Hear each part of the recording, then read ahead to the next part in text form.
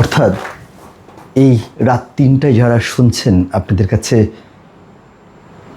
বিনীতভাবে অনুরোধ করছি যে মাত্র খানিকটা পথ এস আকারে যেই কুড়িল বিশ্ব রোড এলাকায় যে রেলপথটি রয়েছে, সেখানে প্রতি বছর ২৩ থেকে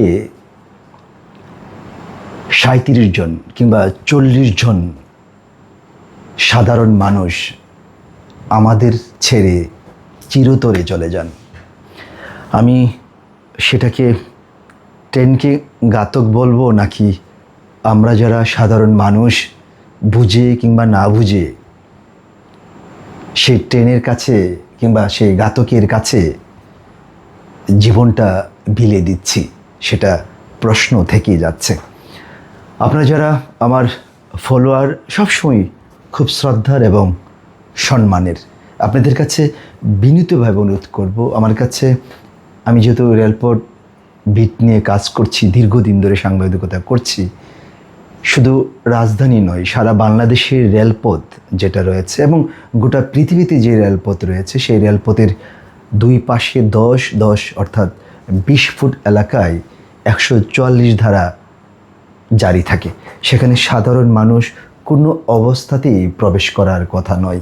কিন্তু বাংলাদেশ তথা ভারত কিংবা আরও বেশ কতগুলো রাষ্ট্রে সাধারণ মানুষের একটি নিরাপদ রাস্তা হিসাবে পরিণত হয় রেলপথ।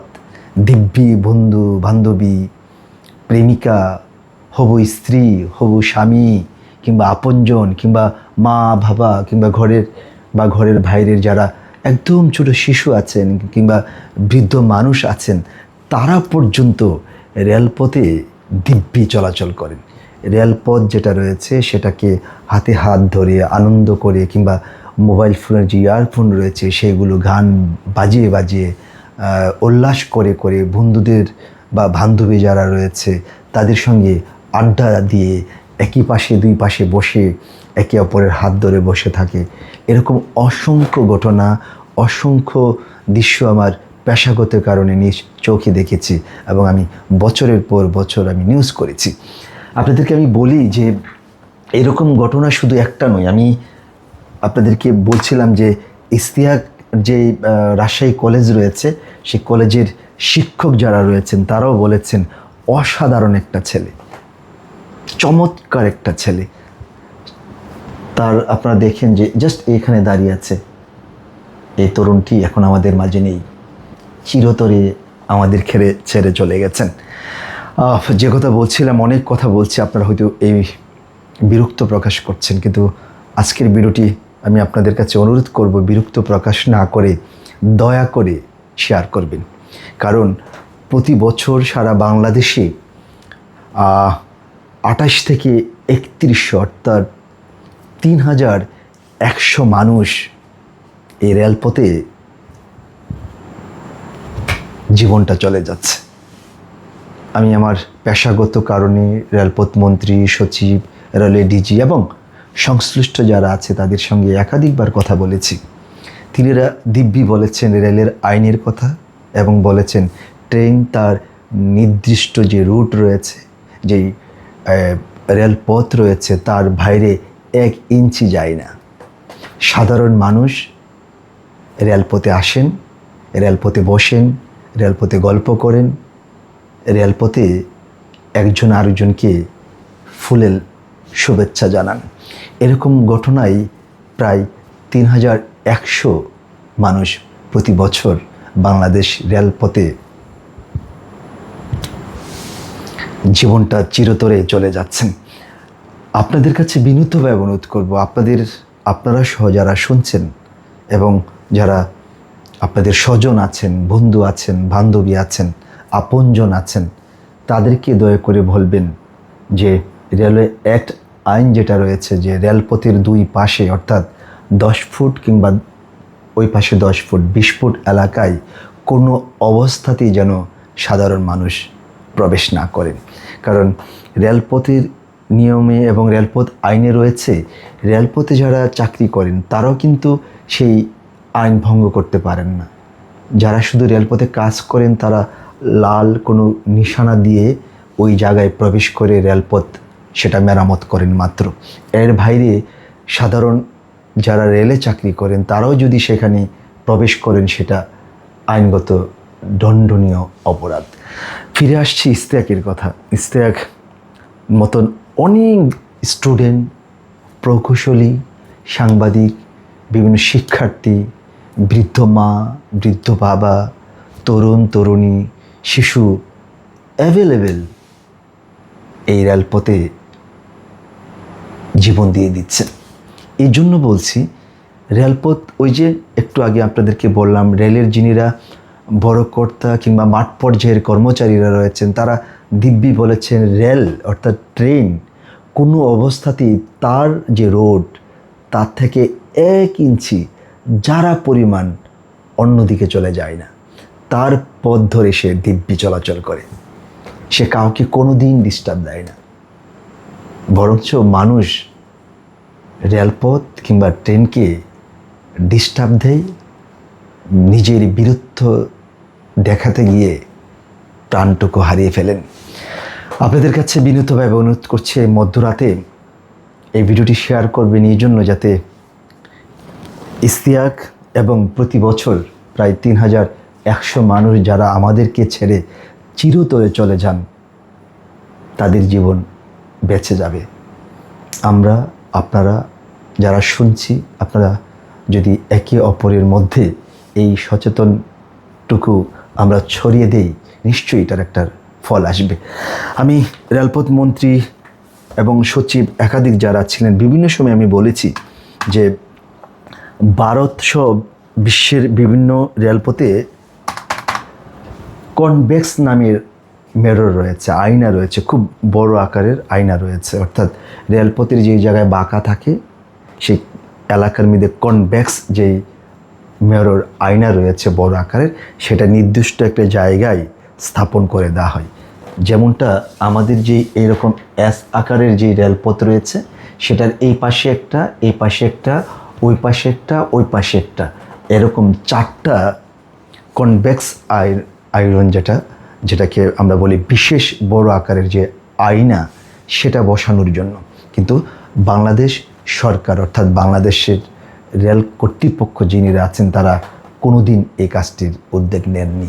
আমি একাধিকবারই এটা নিয়ে নিউজও করেছি। আমি সংশ্লিষ্ট যারা রেলপথ মন্ত্রী ছিলেন একাধিক মন্ত্রীদের সঙ্গে আমি কথা বলেছি। এটা হলে অন্তত যিনিরা একদম বেকুল হয়ে অবৈধভাবে রেলপথ ধরে হাঁটছেন, রেলপথ এপার ওপার হচ্ছেন, তারা অন্তত ওই আকার যে বা বাঁকা যে এস আকারের যে বাঁকা রয়েছে সেটার একটা অংশ, ওই আয়না, বড় আয়না যেটা স্থাপন করা হবে নির্দিষ্ট স্থানে, সেখানে দেখতে পারবেন। এটা দেখবেন আপনারা বিভিন্ন পাহাড়ি এলাকায় কিংবা বিভিন্ন সাধারণ সড়কের যে জায়গায় বাঁকা রয়েছে তার একটা সাইডে অনেক বড় একটা আয়না লাগানো রয়েছে। ফলে ওই পাশ থেকে কোন যান আসছে সেটা যেমন দেখতে পাচ্ছেন এই পাশের যান চালকরা, অনুরূপভাবে এই পাশের যান চালকরাও দেখতে পাচ্ছেন ওই পাশ থেকে কে আসছেন।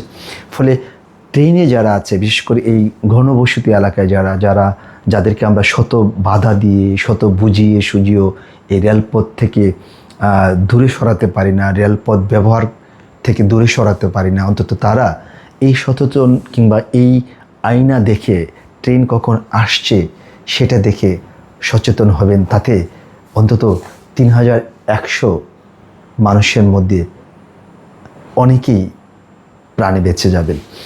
এরকম করেই আমাদের মধ্যে যদি সচেতন হই আমরা সবাই, তখন এই যে রেলপথে মৃত্যু কী যে করুণ আমি দেখেছি দিনের পর দিন। আমি বিভিন্ন সময় রেল পুলিশ, রেল নিরাপত্তা বাহিনী এবং সংশ্লিষ্ট যারা আছে তাদের সঙ্গে উদ্ধার কাজে গিয়েছি।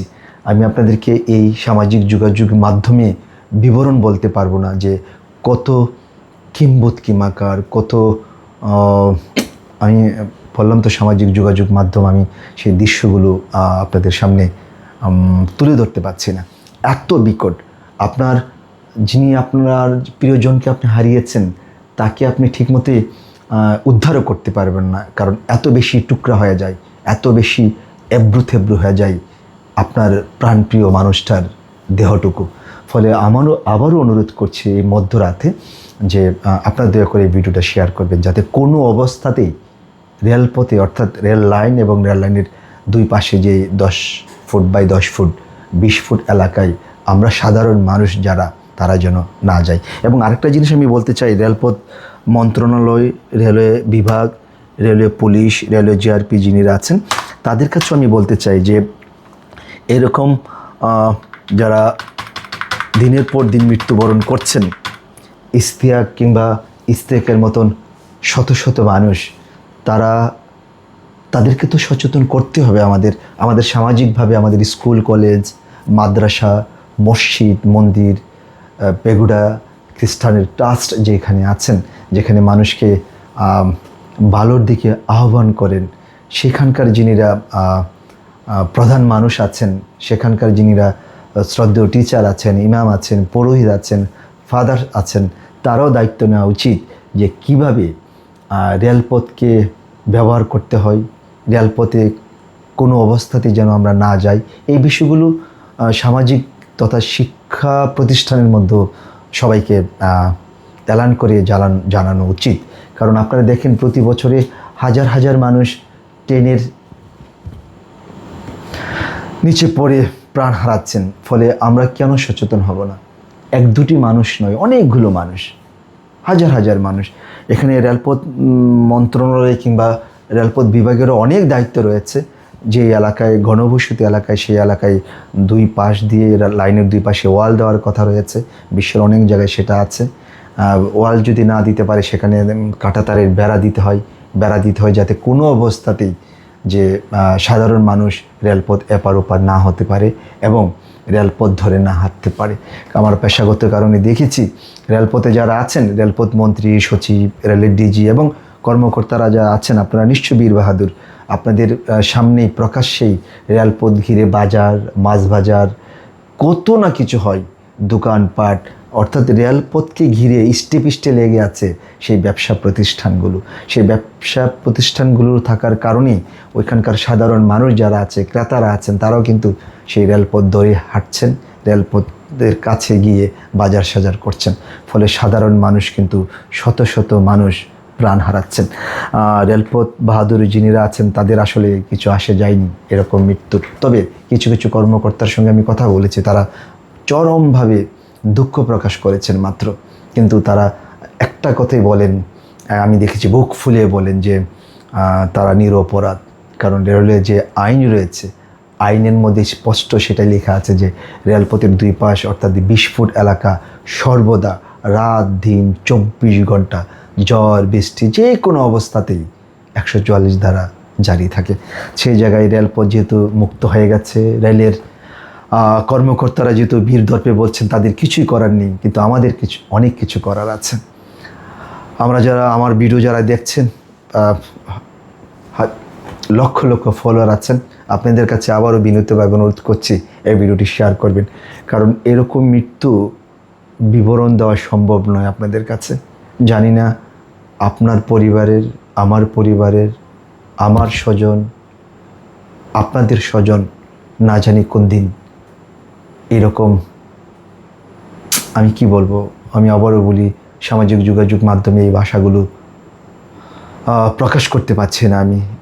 আপনাদের কাছে আমার অনুরোধ, এই ভিডিওটি শেয়ার করুন, দয়া করে এই ভিডিওটি শেয়ার করবেন, যাতে রেলপথে আমরা যারা শুনছি সাধারণ মানুষরা যেন রেলপথ দিয়ে না হাঁটেন। রেলপথের দুই পাশে যে 20 ফুট জায়গার মধ্যে 144 দ্বারা জারি থাকে রাত দিন 24 ঘন্টা, সেখানে যেন আমরা প্রবেশ না করি।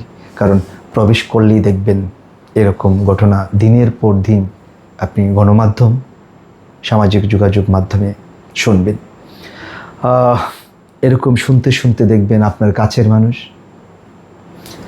আপনার ঘরের মানুষ, আপনার প্রিয়জনের কোনো এক মানুষের নাম গণমাধ্যমে উঠে গেছে, সামাজিক যোগাযোগ মাধ্যমে উঠে গেছে, কিংবা আপনার পাশের যে মসজিদ, সেই মসজিদের মাইকে ঘোষণা হচ্ছে,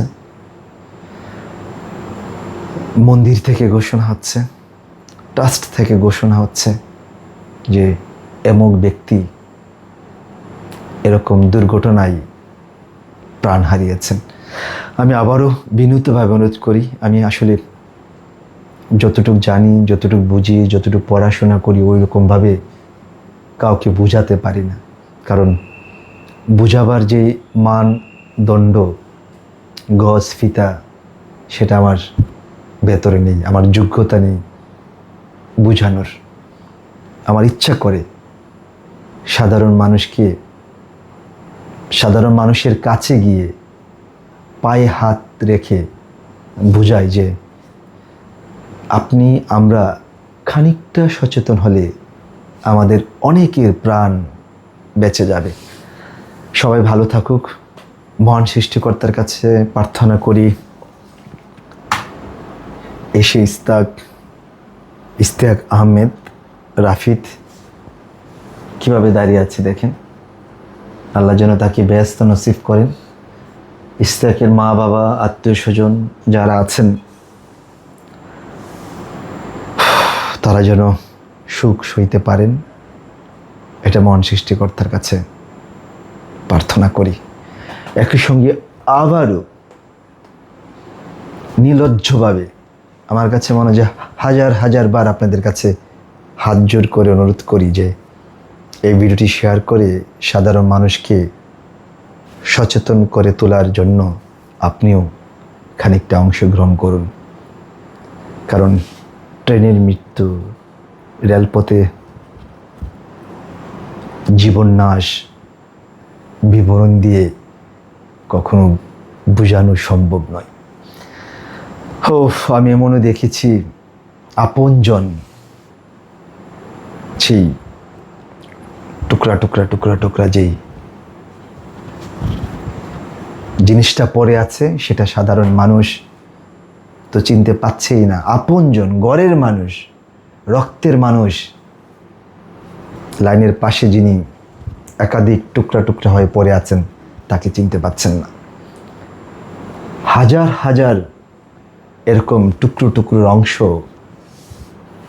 রেলওয়ে পুলিশ, রেলওয়ে নিরাপত্তার বাহিনীর সদস্যরা পাটের বস্তায় ভরে রেলপথের কোনো একটা জায়গায়, রেলপথের যে সাইড থাকে না, ওইসব জায়গায় বেওয়ারিশ লাশ হিসাবে মাটি চাপা দিচ্ছেন।